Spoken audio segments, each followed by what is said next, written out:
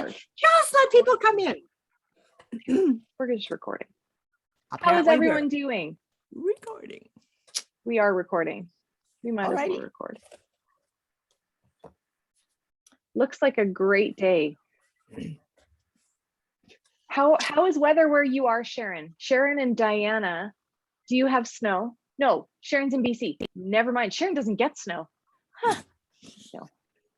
Sharon, aren't you excited for your first winter in BC? No, it's not my first winter. This is where I grew up, but it's No, my I mean first like winter back. in a long time. It is like nice and fall out there, and apples are on the trees, and orchards are open, and yeah. So sorry. Mind's blown. Yeah.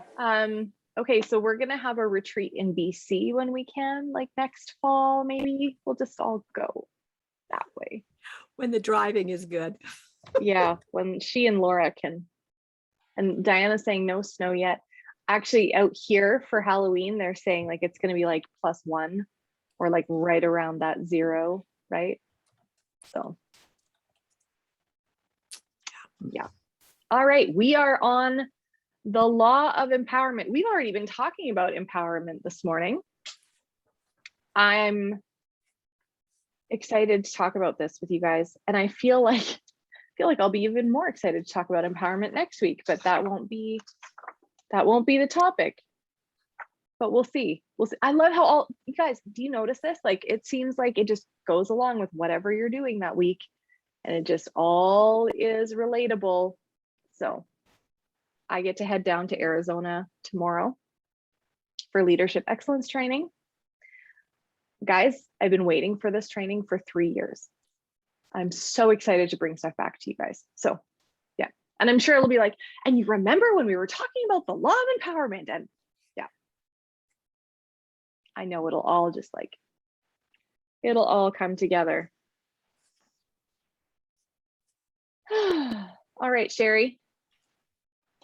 Okay.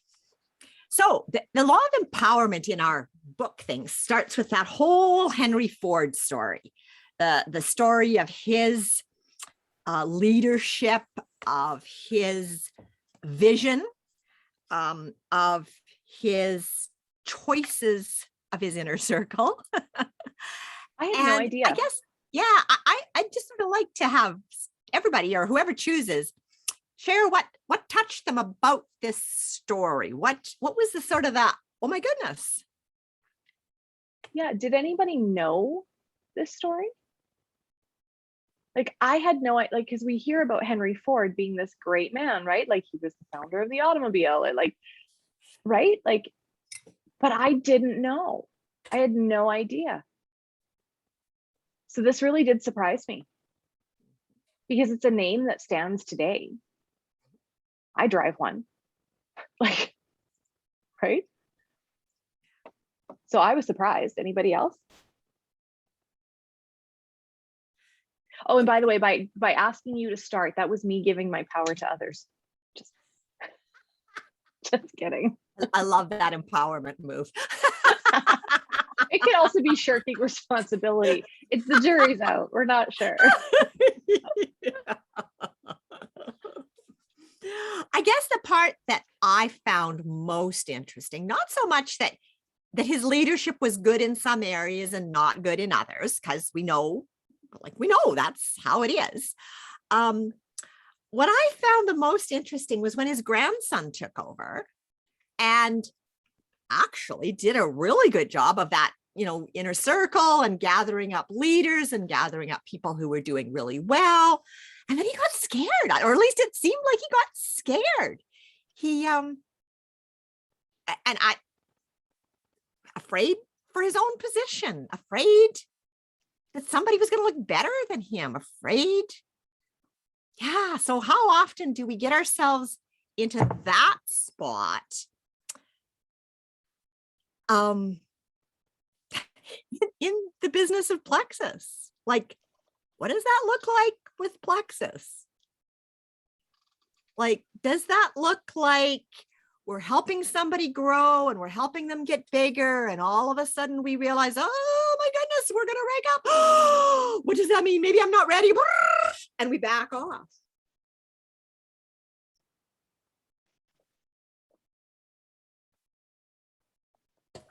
Does it maybe look like that? Could it look like that?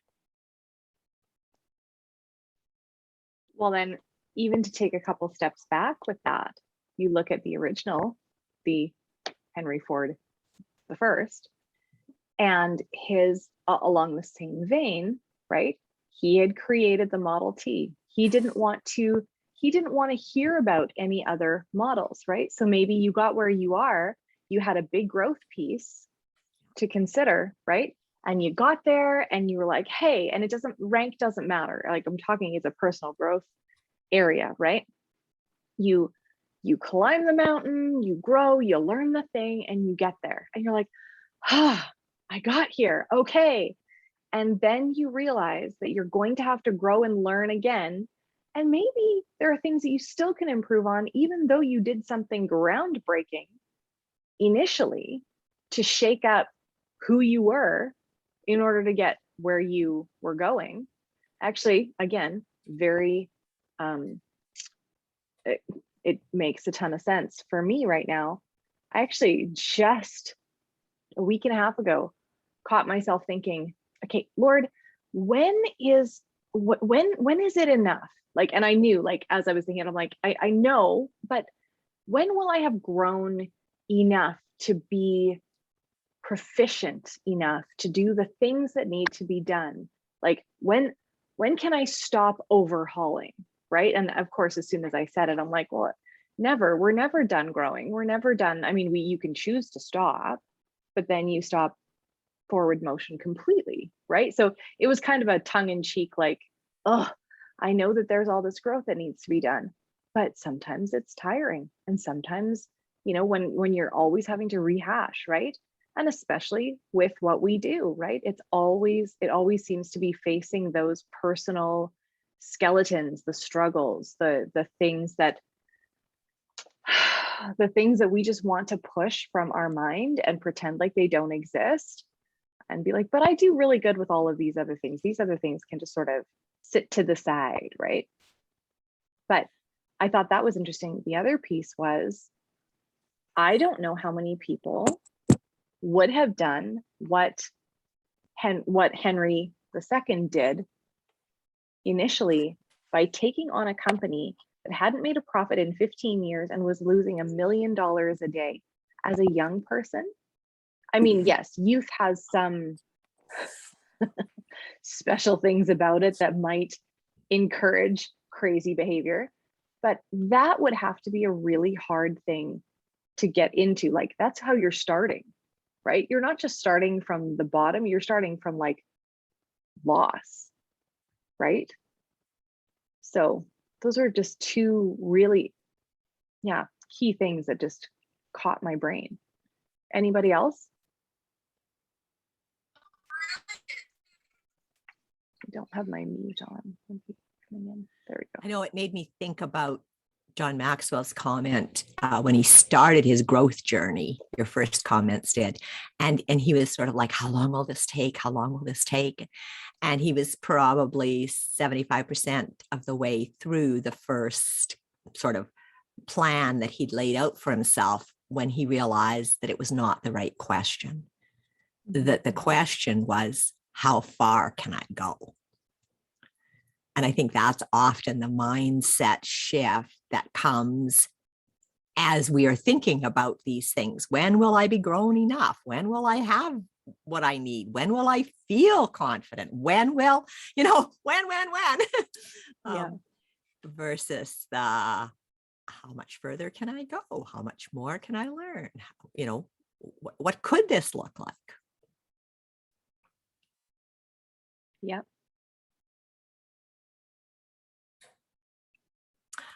I liked his illustration of the kids' games that we play that are leadership games. And if we think about the leadership games that I played as kids, I don't know if kids are still playing them even, but what comes to mind for me is King of the Hill. Mm-hmm. One winner, push the rest down. follow the leader, do things other people can't do.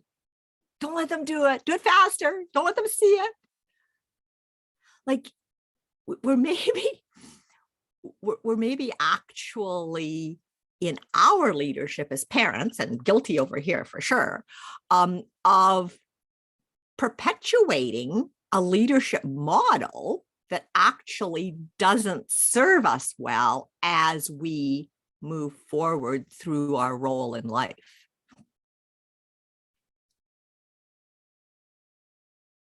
Can anybody think of leadership games that kids play that actually support team leadership? There's got to be some.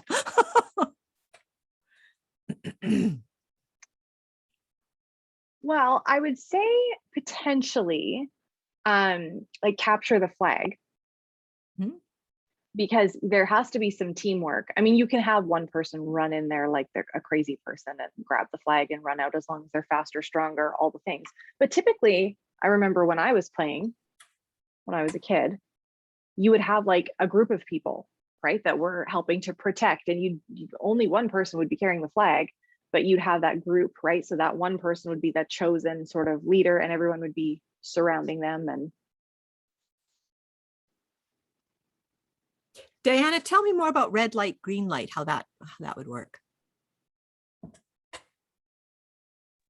she might be on her Red treadmill. light. Oh, yeah, I am. Red light, green light is a game that we used to play, and this is going to age myself, but where you have a leader, and then you all sort of stand at the across at the, like, you know, let's say at a line, and then when they say red light, you stop, and when they say green light, you go. And so, like, the leader is in charge. That's why I say the game for children was red light, green light. Yeah, I was thinking that one too. I was thinking about it more on the like how Sherry was saying, the whole, you know, do the things that nobody can do, you know, turn around when they're just ready to. We played red light, green light too. You're not aging yourself, Diana. We all still play it. That's the best swimming lesson game ever. Yeah, totally. And it's interesting because I do think that often, and I think that the kids' games can definitely be one of those big indicators of our tendencies, right? Like as younger people and as adults too, but we would like to think we're a little bit more advanced than 7-year-olds. We like, you know, you're 7 years old, you want to know who's the strongest. Like what do I hear come home from school with my 9-year-old? I'm the fastest in the class. Yeah. So and so wanted to beat me, but they couldn't. Or, you know, so and so is faster than me, so I have to get faster and stronger so that I can beat them running a long distance, right? Like it's always who's the best, who's the one that's going to come out on top, right? Maybe I just have super competitive kids. That's possible. I know that there are kids that are not super competitive, but I think culture, it's really oddly normal for them to pick out who, like almost like a hierarchy within a group of people. And I really wonder why. Well, I think it's interesting, and some of it's healthy competition, and some of it encourages us to do better, and there's all sorts of all sides to some of the things that we do. But some of it does lead into reasons why we don't empower other people when we're working with them or working together. He talked about 5 different reasons for not empowering others. For me, the one that probably resonated the most was insecurity. What if they're better than me? What if I can't do it good enough? What if I look silly? Like all of those feelings about insecurity. What about anybody else? What sort of reasons resonated with you from the ones that they suggested?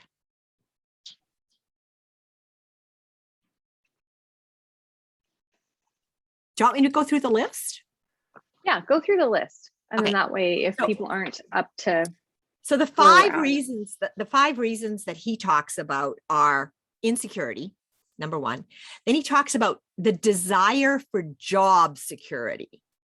So it was sort of like, you want your job, you can do your job, you're comfortable doing your job. But if you train somebody else, then you don't have this secure job anymore. You will be moved to a bigger job, to somewhere where you're going to have to grow, to somewhere where you're going to have to learn maybe new skills. So that desire for job security. The third one he said was a bad experience, where you've trained somebody and maybe they've left the company, maybe they've done or made a decision. You've empowered them to make a decision, and maybe it's cost the company a lot of money.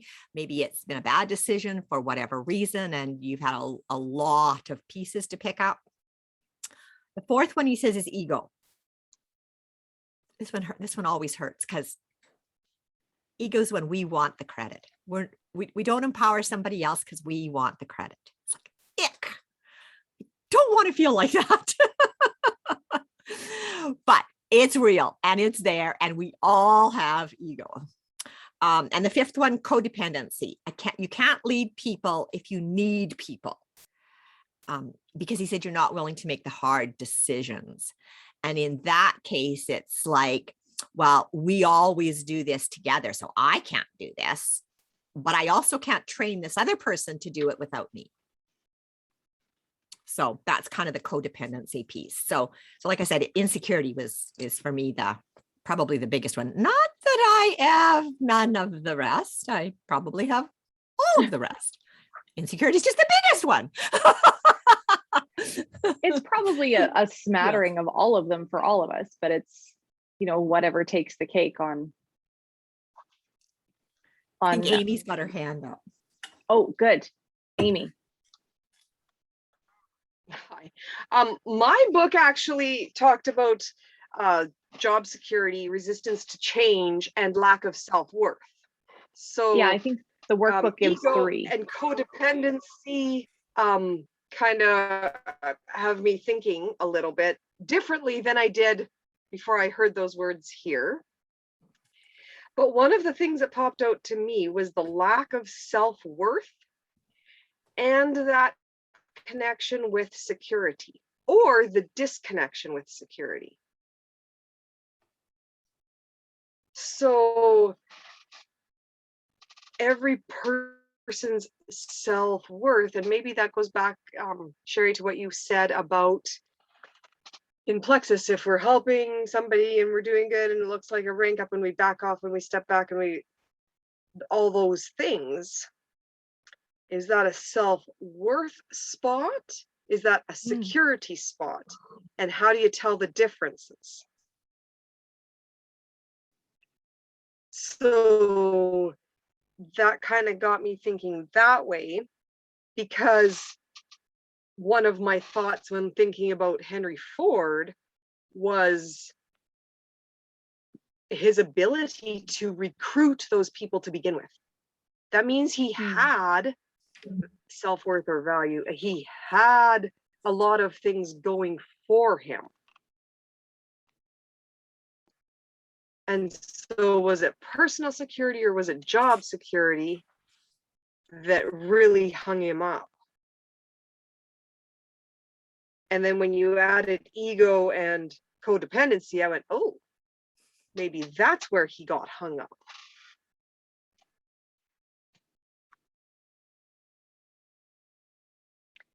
I think, and this is just kind of an observation there too. Do you think that maybe it could be that he just had this idea? He had one strong, amazing idea, right? He talked about it at the beginning of the thing. And I love his vision statement, right? Like he knew exactly where he was going. There was no clouded anything in his mind. He wanted to make something that was going to be big enough for a family, small enough for an individual to take care of. It would be done of the best materials, made by the best people. Like this whole vision statement was so strong, so strong. He knew where he was going. He knew who he needed to help him get there, all of those things. And he knew like his why, again, was strong. It was so that people, like everyone will be able to own one, to be able to enjoy with his family the blessing of hours of pleasure in God's great open spaces. Like it's all so well constructed, right? So he comes in with the idea and he achieves it.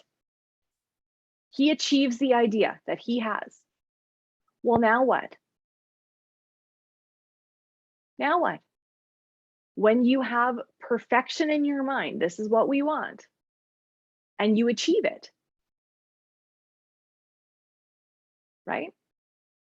Kind of like, I would think, kind of like I would bet some Olympic athletes who've been training their entire young lives to get a gold medal, and they get a gold medal when they're very young, like gymnasts in their teens, early 20s, whatever, and they peak at their teens or their early 20s. And then what? They've done everything that you know the world says that you should do for success. And now what? Right?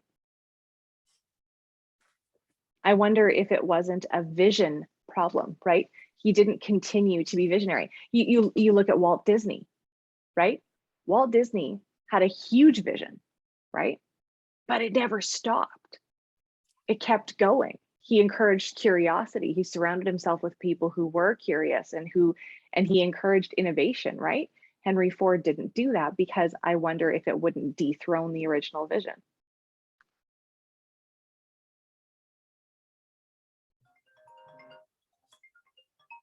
Sharon. I think you're totally right, Janelle. And I think that that's why it's important if you're someone that doesn't naturally can only go so far with vision, you can come up with a good thing at first, right? That's why it's so important to surround yourself by people who can see further and bigger than you can, right? Because it's a natural, I mean, I think it's a natural weakness, but if he's not aware of that weakness or didn't want to do anything about that weakness, it's what hindered him, because he was probably really good at empowering people to a point and then it stopped, right? It was a control thing, right? So yeah, I think you're right. And it just kind of molds into like another, some of the other laws that we have done. Yeah, totally.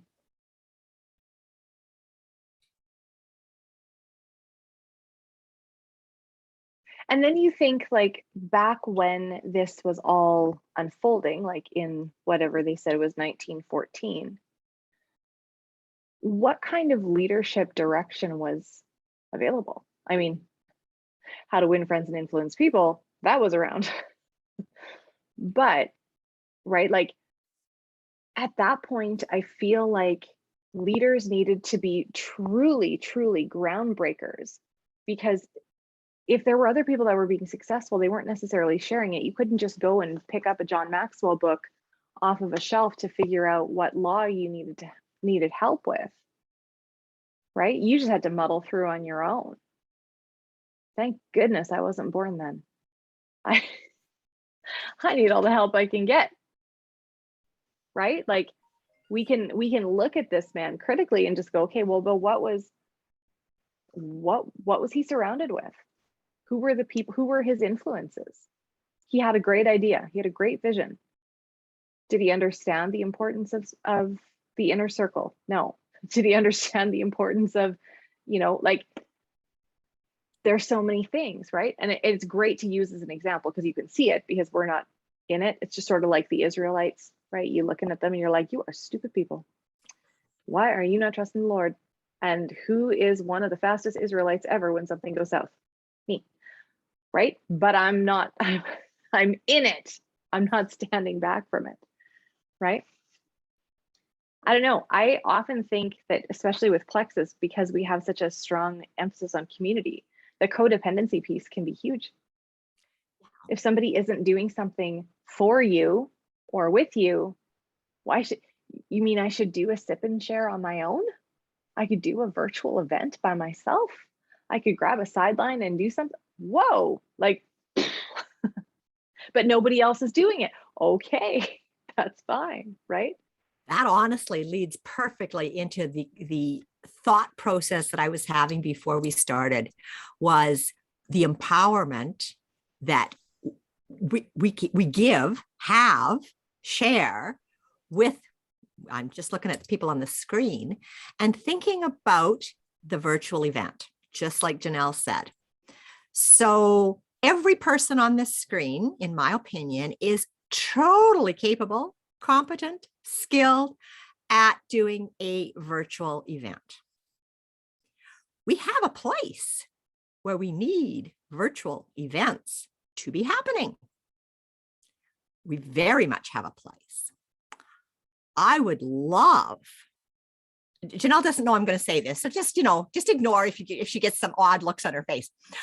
I would love to empower the people here to take on virtual events in because it's our testimonial group, our group that has testimonials and events happening in it. It's our group for potentials.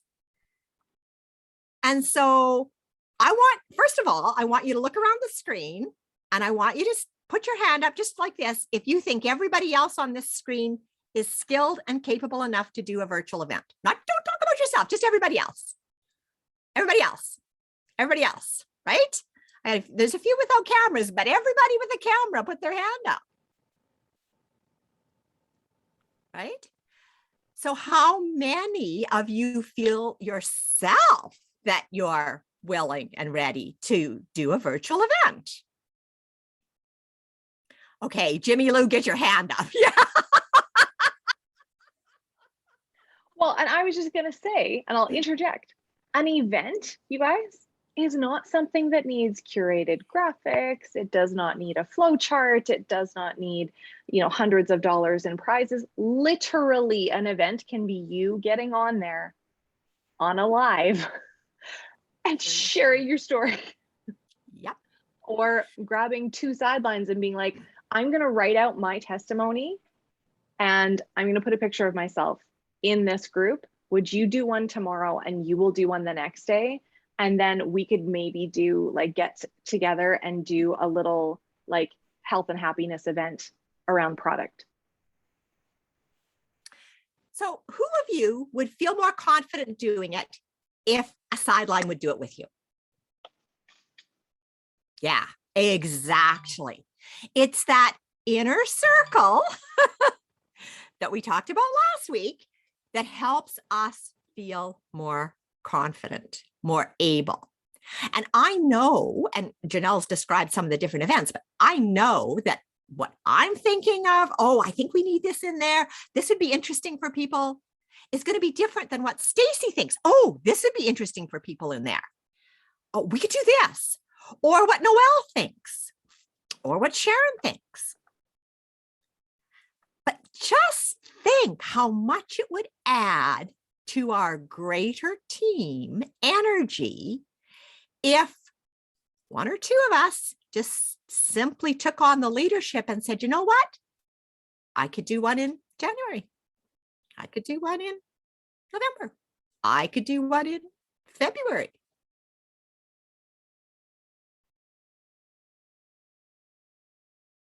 I see Jimmy Lou nodding. This is good. Is anyone else nodding? Janelle is nodding. Is anyone else? Stacy's nodding. Janelle is being emphatic. Well, is nodding. Okay, we're doing good. We're moving forward. We're doing really good. Next step. How would you like it to look in terms of choosing a time, choosing a partner in crime, if we want to put it that way? Would you like to choose your month? Would you like somebody to say to you, will you do this month? This is a feedback required question. Yes, Sharon. I think the being asked is actually really, really important, hugely important, right? And then being asked and then being given freedom in that to have it look like how it's going to look for you, right? Because if you feel like you can't if you feel like the perimeters given are super, super limiting for you, it just stomps out your authenticity and your ability to go and to do that event, right? And Yeah. you're Mhm. gonna give to others such a small portion of yourself of what you could, and then eventually give up altogether because what it would look like for you was not invited to the party, if that makes sense, right? Mhm. Yeah, I'm not talking about this like here specifically, but in life, I mean, there's been, I think, lots of times, right, where if you're not, I don't know, for me, because I am someone that with leadership, I need to be asked. I'm not just gonna go and like barging in there, right? That's a personality thing. But unless someone asks and then gives you permission for it to look like what it is gonna look like for you, it's not gonna go well. It really limits how it can go.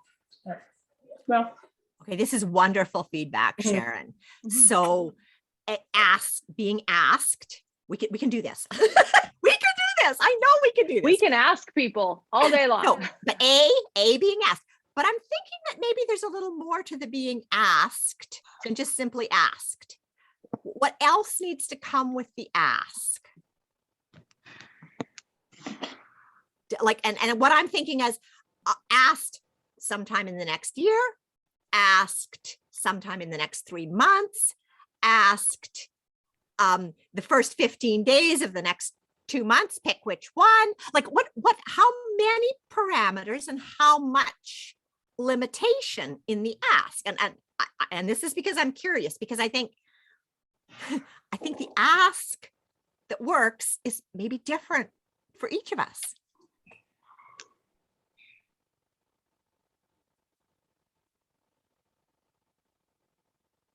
Oh, you're muted again.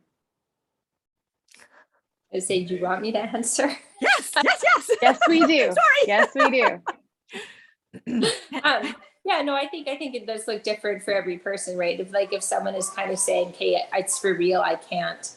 I've got all of this stuff going on at this time," right? That needs to be respected.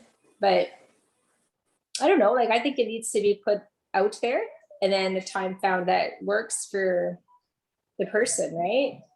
So, but that's me, right? And it's like you just said too. I think it's different for every person, right? Because there's lots of people who they're not waiting to be asked, and that's okay, right? Yeah.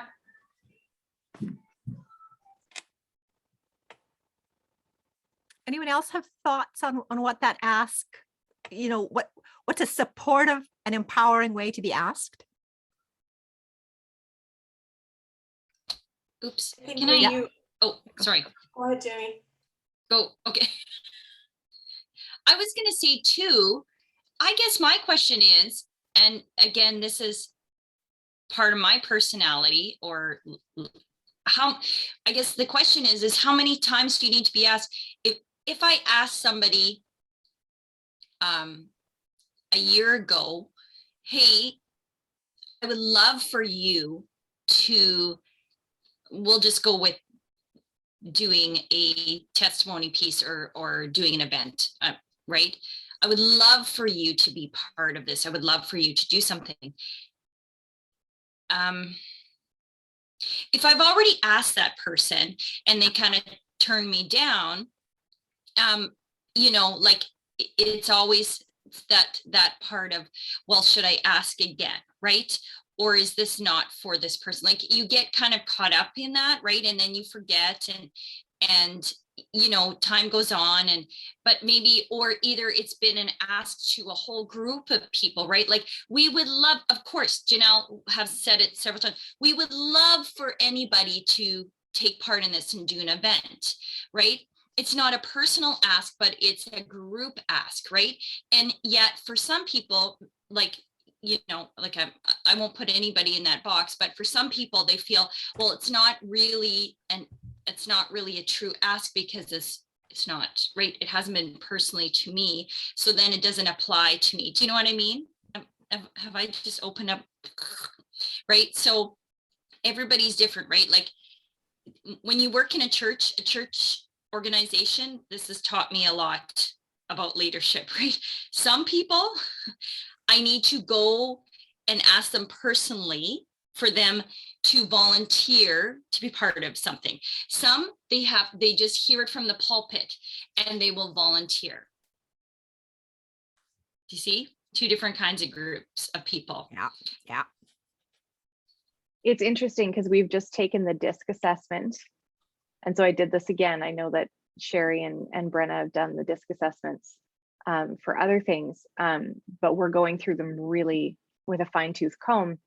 And it is really opening my eyes, not just for myself, but for the other people that I work with, right? Like, oh, your personality is this, so you're probably not going to volunteer. You're going to need to be asked. You're going to need that personal connection.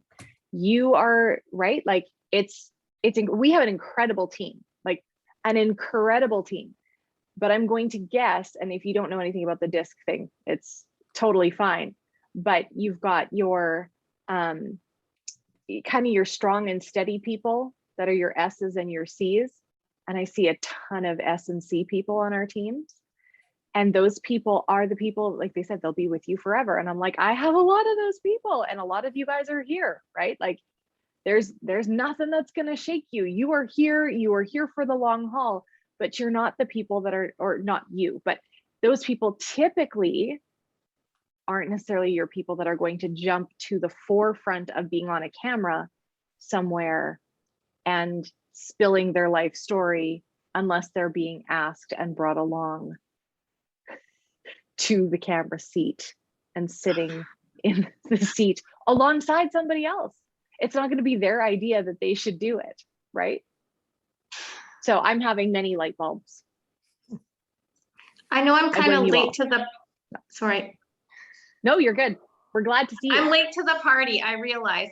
I was just thinking how this corresponds with my youth center committee. I have asked one woman who is made for it. I've asked her 3 times to join the committee. And every time there's been a very valid reason why she can't, but she has actually said to me, never stop asking, because I see the value in it. And someday it's going to be the right time for me. Now I know that's not Plexus, but there is validation that comes from being pursued and being desired by a group of people, even if it's not the right time, right? And I'm just jumping in between volleyball. I'm so sorry. Oh, That's perfect. brilliant. I was wondering That's if you were in the corner of a school somewhere. Stacy? Love it. I kind of forget what I was going to say, but I think what I was going to say is I think every personality is different. And I know for people on my team, they need that encouragement and that belief that you believe that they are capable of doing something, right? And so being very specific and like, I think you would fit this role really well, and I think you could do really well at this, and I need you, can you do that, right? Like just building that belief into people and letting them know that you feel that they are capable. And like Jimmy Lou said, like when it's a group ask, I just usually sit back, unless like going back to the whole church thing, like we're asked all the time for different volunteer things, and it depends where your giftings and your passions are. For me, I have a passion for youth. So when I heard that there was a need for a youth leader, somebody didn't have to come specifically ask me. As soon as I heard there was need, I jumped in because that was my gifting, that's my passion. Whereas someone who's maybe likes to do food, if there's a general thing like, hey, we're having a potluck, we need you to bring things. There's lots of people I'll say, ooh, I'll you don't have to specifically phone me, because that's their gifting and their passion. Whereas, you know, where with Plexus, like there might be some that are really gifted at doing a live or doing a thing. So if you can pick out those people, I don't know, I'm just rambling now. But I think it has a lot to do with what our giftings and our passions, but also finding that balance of sometimes growing as a leader is being uncomfortable with maybe what you aren't specifically gifted at or whatever, but growing in that area. I mean, if you would have asked me 2 years ago to take a selfie, I wouldn't have, right? And now you scroll down my Instagram page and there's a lot of them, right? It's just because growing in that area. So I've been doing a lot of like reflecting back to things that we did 4-5 years ago, right? Like if you guys were like Sharon, like I'm thinking Sharon and Carrie and Amy and Sherry and Jimmy, and maybe Leona and maybe Nikki, I don't know. But the number of lives we did were insane. The number of selfies we did. And if you look back on your history in Facebook, it'll show you how much you've grown and how you take a selfie, right? Like how bad the first ones were, right? But we were doing it, you know, and it wasn't even like, oh, my story needs to be shared. It was, I need to get out of my box and I need to get good at sharing my story so at every single point that I can find, I'm going to open my mouth, I'm going to turn on my camera, I'm going to share my story. I'm just going to do it over and over and over and over again, right? It instills confidence. The other thing I wanted to say, I really loved what you said, Stacey, like about, you know, there are people on your team that need you to call out, you know, that kind of thing. And I honestly think that once you choose to step into leadership, regardless of your personality type, you then gain that, I want to choose the right word here, that opportunity to call those things out in people. So when you're a silver and you have 3 people on your team, you get to look at that and go, oh, there are people here with gifts, talents, and abilities that I don't have. Maybe they don't want to do the business, but maybe they could help connect me with this. Or maybe they could do this, or maybe I could, maybe all they need. Like I sent a nice message to somebody the other day, just because it was a night, like I thought of it and I sent her a message. It changed her entire day. She messaged me bawling. I didn't know, right? But maybe you have somebody on your team who needs extra encouragement personally, and you need to do that. Maybe you that's not your personality type.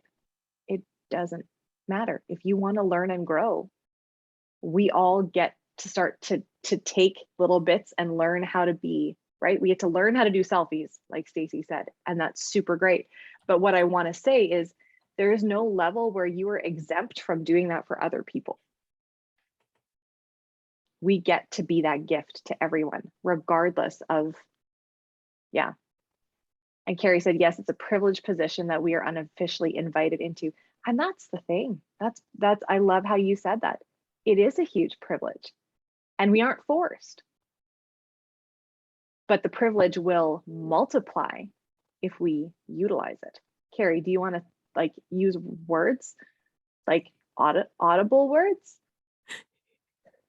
That was my best words for volleyball day. They're great. I'm so sorry. I love it. No, they were really awesome. So I'd like everybody to just think about what would you like to be empowered to do. Now, and Stacey talked a little bit to this because she mentioned when it's something that's in your gifting, then you're willing to step forward. So my anticipation is that when I ask this question, it's going to be things that you feel a little bit more confident in, or things that you're really excited to try. So just thinking about it, is anybody willing to share what would you like to be empowered to do?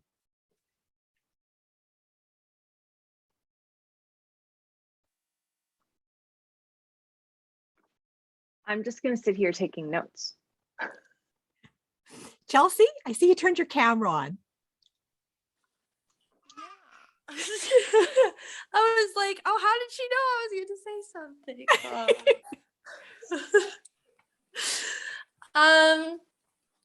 I honestly want to feel empowered that in the way that to change my, I don't know how to do it, but like to change my mindset around the idea of what I have is what people need and I am serving their need, and to how to present that authentically in a way that that person feels cared for, and that they also, I don't know. Does this make sense what I'm saying? Is this making sense? Yes, I yes, want to I might have empower- a I question, don't know. but yes. Pardon? I said I might have a question, but yes. Well, essentially, like I just want to feel empowered to feel confident in the fact that I am able to do this well and that I can present it in a way that is less weird. Because I think sometimes the way that we get about this is we present it a certain way, and it kind of has an icky feel because we're trying to do it in a way that's not really conventional, but when we make it appear in a way that seems a little bit more natural, then people are more gravitated towards it. Like, for example, I did in my stories the other day, I just talked about, hey, you know, I basically said, is this true? Is this happening? And I had a poll and people saying, yeah, I totally struggle with this issue. Yeah, I totally have period issues. And like, I had so much response from that. But before, if I would have put a thing in my pink drink and said, hey, this is good for your hormones, crickets, no one is doing anything at all. But when people were messaging me, like I was talking to like at least 10 people who had responded in my stories, and they were like, yeah, and they were genuinely interested. And it's like, I don't feel like I'm having to convince this person. I don't feel like I have to try to whatever, because I'm actually serving a need that they have, and I somehow articulated that, and I want to do that more. And I realized I'm not very good at that. Well, And just that little switch, literally, yeah, because it made me think, like, when I click on a training or when I purchase something, I'm like, I need this because this is going to help me achieve this goal, and it's worth it no matter how much it costs. And I just need to present this in a way that I can help those people who actually really need this and want to do it. As opposed, yeah. Anyways, a little bit of a morning so ramble. Chelsea, I am absolutely thrilled with the value you've just added for this group. I honestly think you've asked the question, you've answered the question, you've given us an incredible example of what answering the question looks like. You now know how to do exactly what you asked. I'm still not very good at it though. I want to be better at that is what I'm saying. Like I want to flow in that on a How do you regular get basis. better at anything, Chelsea? How do you get better? I know.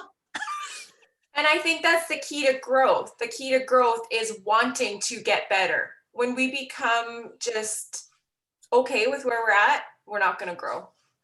Right? So Bingo, Stacy. Yeah, I guess Totally. I want to serve people. I don't want to be spammy. I don't want people to be like, oh my gosh, like posting about this again. Like I want, like, cause there's certain people that I follow on Instagram that I know they're selling something and I don't care because they give me so much value. And I'm just like, yeah, your stuff is worth buying. I don't know. And I guess I want to also have that effect, and realizing that I need to get my head in the game a little bit on a more regular basis. Anyways, thank you for I your want to say encouragement. something. I love this, but I do want to interject and just say there will always be people who, regardless of how tactful and wonderful you are and how much value you give, you will always have the loudmouths that will tell you how wrong you are. I remember I had 2 people who told me how wrong I was and that I should not be posting on my social media. And do you think I did not give it a whole lot of thought? I remember it. I was like, oh, that's nice. Yeah. Tell me how well you're doing in your MLM. Yeah. Okay. Done. One of whom has actually become one of my customers, actually 7 years later. But I had somebody this last week who I agree with you, Chelsea, when you put the right slides up and you ask the right questions and you share the right pieces of your story, over and over and over and over again, right? This is the business of repetition because not everybody's going to catch everything every day. I said the word bipolar this last week, guys. I don't remember the last time I used the word bipolar. And somebody who's a friend of mine from when we lived up in Peace River was like, hey, you said something in your stories today that really caught my attention. I want to talk to you. And she signed up within the next 12 hours. She's been watching me for however many years. And that was the day that it was the value, right? So good for you for listening, because obviously the questions that you're asking and that you're putting out there, those are the ones that you are supposed to be asking your network. So yes, I agree with you. You do need to get on it because there's so much value that you give and you are in touch with what people need to hear. So good for you for listening. Good for you. And thank you for sharing all of that with us. Huge value. Thank you. You guys are so nice. Well, and I totally love agree you. with Stacy that wanting to get better, that's the key that is going to unlock all the doors for you. Hi, sweetheart. Aw. Anybody else sort of willing to share where they would like to be empowered?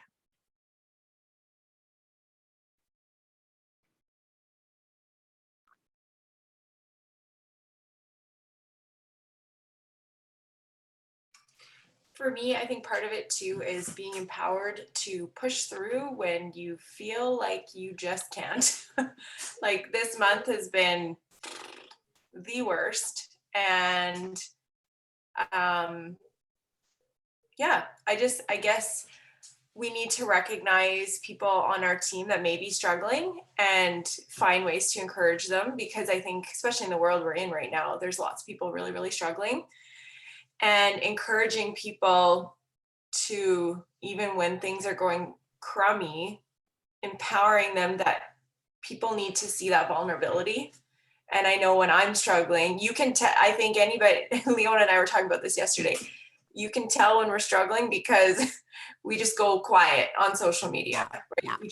There's nothing on our stories, we're not posting, because if I would have posted selfies, probably 50% of them would have had tears running down my face, right? Like, and yet when I see someone post that, it adds value to me because I know that I'm not alone. I know that what I'm going through, okay, someone else is going through, but I don't ever want to feel like I'm posting because I need your sympathy, right? Like, but yet posting when you're in a vulnerable state, yet somehow touches people. Yeah, I don't know if that made any sense. I really love that, Stacy, because I think we've all, maybe all in the past month, been through some really difficult times.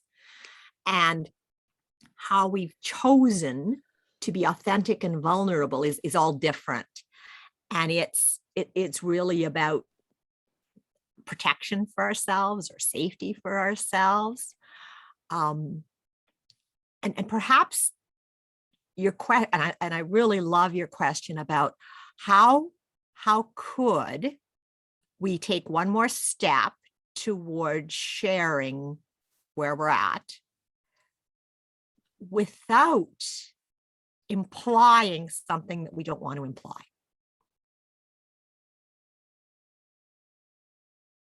And if anybody's got some ideas, I'd love to hear them. I just wanted to add a layer to that too. It just in understanding where you're coming from, Stacy, because this has been such a delicate season, especially with what we do in health and wellness. Do you want to tell somebody that you got COVID? Do you want to say that to freak out your neighbors? Do you want to actually say it out loud and have somebody who might, when you're vulnerable, say, well, I thought that you were on supplements, so you weren't going to get sick, and you just want to punch them through the looking glass, right? Like just, you've got so many things going on in your brain. I know that there were a few of us that had who shall not be named. Sharon, my kids got such a kick out of the fact that you asked me about Voldemort. She sent me a message and I said, I'm really sorry to hear that you have Voldemort. My kids thought it was hilarious that you picked up on it. Anyway, there were implications that we didn't want to put forward, right? Any other time, if we got sick, would we say something so that we could add value to people and be like, this is what I'm doing to help my body, right? Whereas right now we are in such a weird situation where if you tell somebody to drink bone broth, it gets fact checked, right? Like, so you are not alone. You are not alone. We are all mucking through the same situation. But I would implore all of us to maybe again, we go to the inner circle and we say, guys, I need some help figuring out what this looks like for me right now, or I just need prayer, or I need, and being vulnerable even within that inner circle will empower other people around you, right? Like if I know you're struggling, maybe one of my posts, I'll just tag you in so it shows up in your feed. So there's your post for the day. Like we can do this together. And I think we've forgotten, because we know each other are there, right? We know the existence of the people around us for the most part, right? But there are other steps that we can take to show up well and empower each other in the times when we feel less than empowered. So I'm looking at, like, I don't know how many of us over the last 45 days that have been like, I know Sherry was out for longer than I was. I was out for a good 2+ weeks and completely wiped out, like nothing. Nobody was home. Right? So we hear you, we feel you, we've been there, we've cried the tears, we see you, but we want to be there more. So if we aren't able to be like, I don't know, maybe we need a safe word. Do we need a safe word? Can we like just throw a word that we can be like, oh, Help.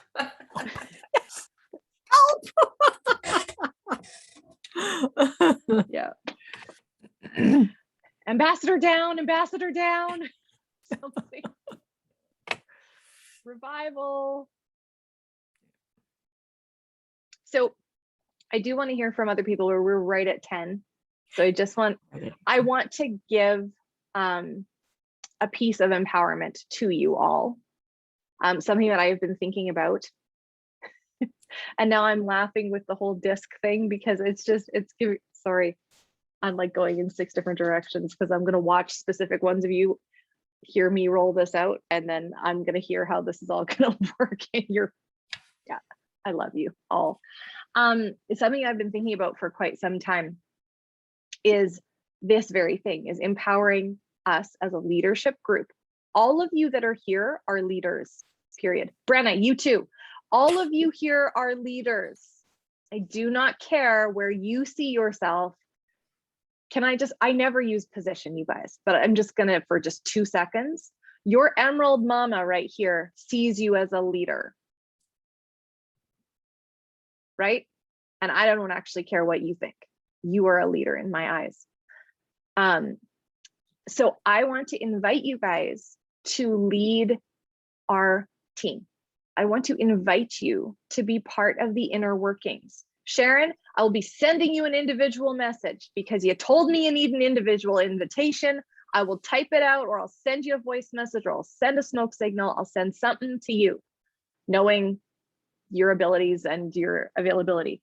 But what I see, and maybe I'll get to do this on the plane tomorrow, is a Trello board for Grow in or our leader lounge, and Grow in Health and Happiness. Kind of an overview so that we can all be together of one mind, going to the same area, right? Like Sharon was saying, she's like, invite me and then see where I can fit where my strengths are in these things, right? So if I say we're doing a Zoom on brain injuries, Sharon's going to be like, huh, perhaps I have some thoughts on recovering after brain surgery. That might be my deal. Don't know if anybody else can fill these shoes, right? And I want to invite you guys to be a part of this. I will try to individually invite you. I might not get to every individual, but what I want to say is your input is valuable. Chelsea, what you shared today was valuable. Carrie, what you shared was valuable. Sharon, Stacy, Jimmy Lou, all of this value could be spread over our teams and it would just be so beautiful. And I can't always see everything that needs to be done. I need more brilliant leaders coming together to add to the vision so that we don't stop like Henry Ford. And so we go forward more like Walt Disney. Right? So we need to get back to that empowerment together and then the empowerment externally. And then we go into the law of the picture.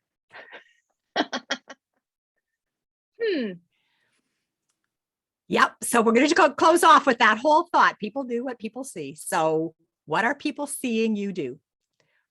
What's your leadership look like? Are you visible?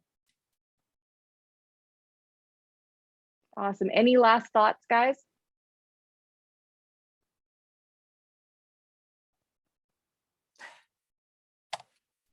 Carrie's like, I got to get back to a volleyball game. I just Back to volleyball. Thank you guys so much for being here. I appreciate seeing all of you. We will be back here next Saturday morning, same time. I will say, encourage you guys. I know Jimmy Lou is going to be heading up our team call on Tuesday night. If you have anything that you feel pertinent to share and you want to step into that arena, talk to her. She would love to hear from you. If you have something on your heart, she's really in tune with that kind of stuff, but she might have some other things going on. So if you feel like you have something that is pertinent, talk to her to say, hey, you know what? I would love, like, I can take 10 minutes of the call and talk about this, right? I would love for somebody to take 10 minutes of the call and just rehash through, like, or 5 minutes and talk about the product of the month, or like, guys, there's lots of things that can be talked about. So yeah, share the burden, share the load together. I'm going to miss you all on Tuesday night. If I happen to be in a place where I can join in, I will, but that would be fun. I'll just come in from Arizona. It'll all be good. All right, guys, take care. Thank you so much for this morning. It's a great